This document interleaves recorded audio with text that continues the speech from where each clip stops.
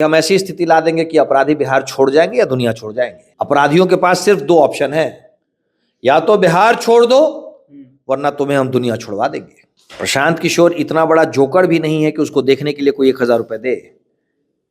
कांग्रेस शासित प्रदेशों में दलाली करके जो इसने काला धन कमाया है उसको सफेद करने का एक नया जाल बुन रहा है ये व्यक्ति।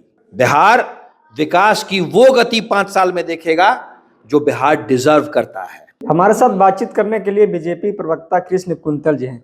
कैसे देखते हैं सर, जिस तरह से 20 सालों से गृह मंत्रालय का जो पद था नीतीश कुमार जी के पास था, लेकिन अब आप लोगों के पास चला गया, सम्राट चौधरी को जो है जिम्मेवारी दी गई है। कई तरह के सवाल उठाए जा रहे हैं कि नीतीश कुमार जी को जो है एक तरह से कहीं ना कहीं साइड किया भी जा रहा है। एनडीए के माननीय मुख्यमंत्री हैं नीतीश कुमार जी।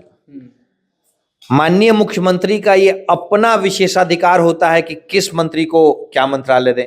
सम्राट चौधरी और विजय सिन्हा जी उनके 2 उप मुख्यमंत्री हैं, तो 2 उप मुख्यमंत्रियों के पास अगर कुछ महत्वपूर्ण विभाग मुख्यमंत्री जी ने दे दिया तो अच्छी बात है ना, अच्छी बात है। सम्राट चौधरी जी के पास गृह है तो माननीय उप मुख्यमंत्री विजय सिन्हा जी के पास खनन और लैंड रेवेन्यू डिपार्टमेंट है। तो ये भी तो कहा अगली पीढ़ी को हर क्षेत्र में ट्रेन करना ये तो अच्छे लीडर की निशानी होती है। आज अगर गृह मंत्रालय दिया है सम्राट जी को, पिछले टेन्योर में उनके पास वित्त मंत्रालय था। सम्राट चौधरी जी बहुत अच्छी तरीके से वित्त मंत्री की तरह उन्होंने परफॉर्म किया, बहुत बढ़िया वित्त मंत्री रहे। आज उनको गृह मंत्रालय मिला है और आप देखें, मतलब नीतीश जी ने भरोसा जताया उन पे, सरकार ने भरोसा जताया है। ये तो हमारी ही सरकार है ना, हम खुद पे भरोसा नहीं जताएंगे तो किस पे भरोसा जताएंगे।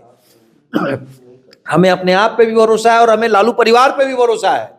हमें पता है कि वो अपराधियों को संरक्षण देते रहेंगे और हमें भरोसा है कि हम ऐसी स्थिति ला देंगे कि अपराधी बिहार छोड़ जाएंगे या दुनिया छोड़ जाएंगे। अपराधियों के पास सिर्फ 2 ऑप्शन है, या तो बिहार छोड़ दो वरना तुम्हें हम दुनिया छुड़वा देंगे।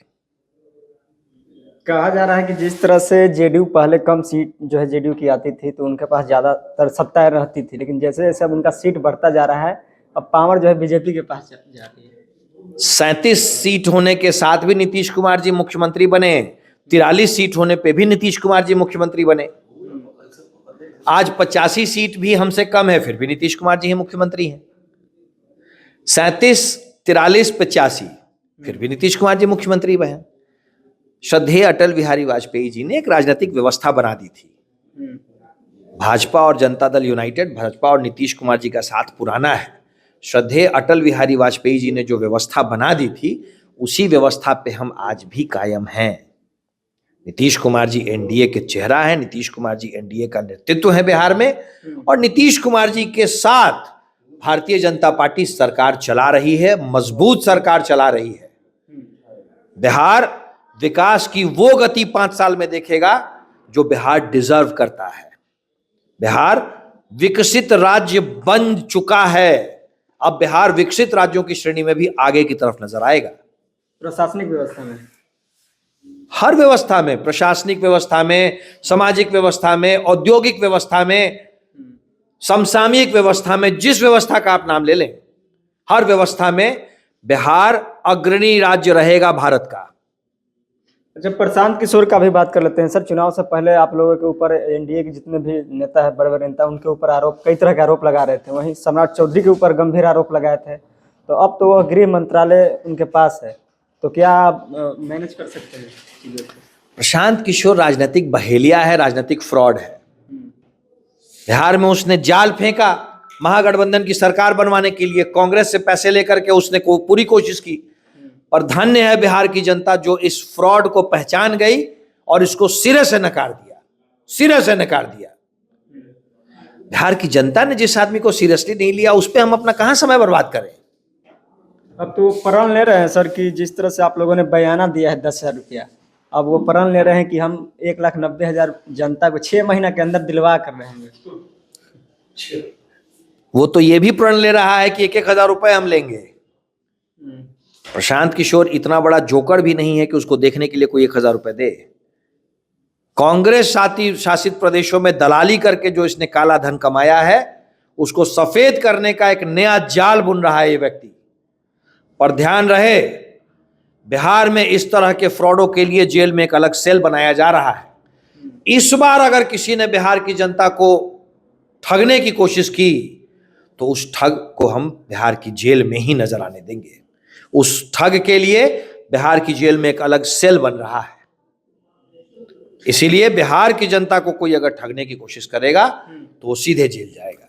रोजगार की बात कर लेते हैं सर। जिस तरह से तेजस्वी यादव भी बोल रहे थे हर घर सरकारी नौकरी देंगे, पलायन रोकने के लिए प्रशांत किशोर जी भी बोल रहे थे, लेकिन कहीं ना कहीं जनता ने एनडीए को चुना। 1 करोड़ रोजगार की बात हो रही थी एनडीए में, तो क्या ये 5 साल के अंदर 1 करोड़ रोजगार की बात हो सकती है? तेजस्वी यादव असंभव बात कह रहे थे, प्रशांत किशोर झूठ बोल रहा था, हम वो बात कह रहे थे जो हम कर सकते हैं।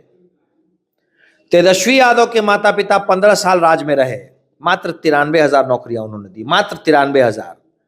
हमने अपने लगभग के 20 साल में 18 लाख नौकरियां दी, सरकारी नौकरी। अगले 5 साल में हम कह रहे हैं कि हम 1 करोड़ सरकारी नौकरी और रोजगार के अवसर पैदा करेंगे। बिहार की जनता जानती है कि भाजपा और एनडीए ने पहले भी किया है और आगे भी करेंगे। इसीलिए बिहार की जनता ने सबको रिजेक्ट कर दिया और हमको रिकॉर्ड के साथ फिर से बिहार की सेवा करने का मौका दिया। एक आखिरी सवाल सर, जिस तरह से कम सीट आने के बाद तेजस्वी प्रसाद यादव जी अभी तक मतलब मीडिया में भी या कहीं भी कोई चीज खुलकर अभी सामने नहीं आ रहे हैं, तो क्या इस पर आप क्या कहिएगा? राजनीतिक सदमे में है तेजस्वी, पर बेहतर है कि अपने लोगों से बातचीत करे। वो उसके साथ बहुत बड़े ठग बैठे हुए हैं। कौन उनके साथ ठग है? भाई उनके सारे साथी तो ठग ही हैं। महाठगबंधन बना हुआ था, वो सब पहले आपस में ही ठगने में लगे हुए थे। इसलिए अपने राजनीतिक साथियों से बात करे और नेता विपक्ष की तरह अपने नाम की घोषणा करवाए। बिहार की जनता ने उसे मौका दिया है। पहले भी तेजस्वी एक अच्छे नेता विपक्ष की भूमिका में रहे हैं। हम उम्मीद करेंगे कि आगे भी तेजस्वी एक अच्छे नेता विपक्ष की भूमिका में रहे, लेकिन उनकी लड़ाई हमसे नहीं है। तेजस्वी की लड़ाई अपने ही साथी ठगों से है।